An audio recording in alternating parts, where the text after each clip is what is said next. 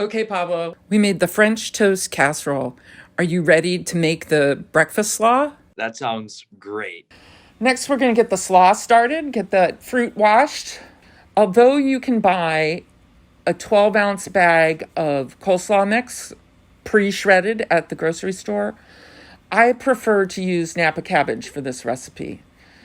And I just shred it on this mandolin. I bought this mandolin for 19 bucks at an Asian grocery store.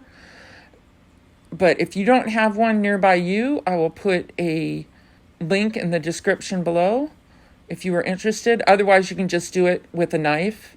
Be very, very, very careful when you're using one of these.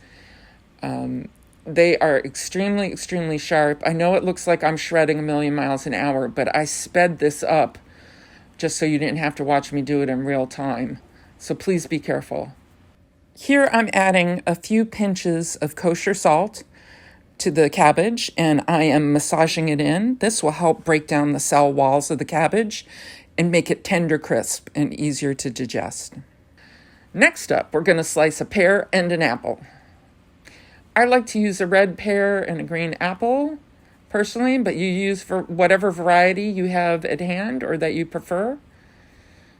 Now, what did I just say about being careful? Seriously, what the heck was I thinking about this carrot? I think in the future, what I would do instead of this dangerous maneuver would be to slice it by hand or shred it on a box grater or buy pre-shredded.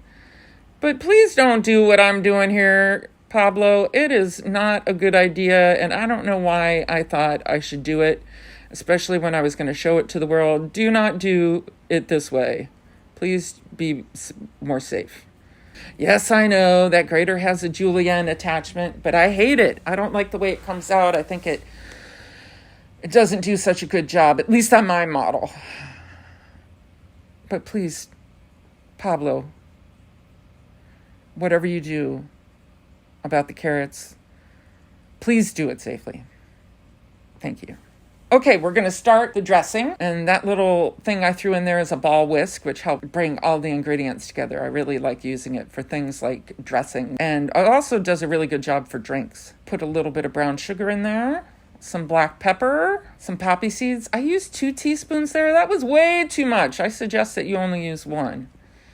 Apple cider vinegar, because that makes everything better. Shake, shake, shake, shake, shake. And pour over. And give it a toss.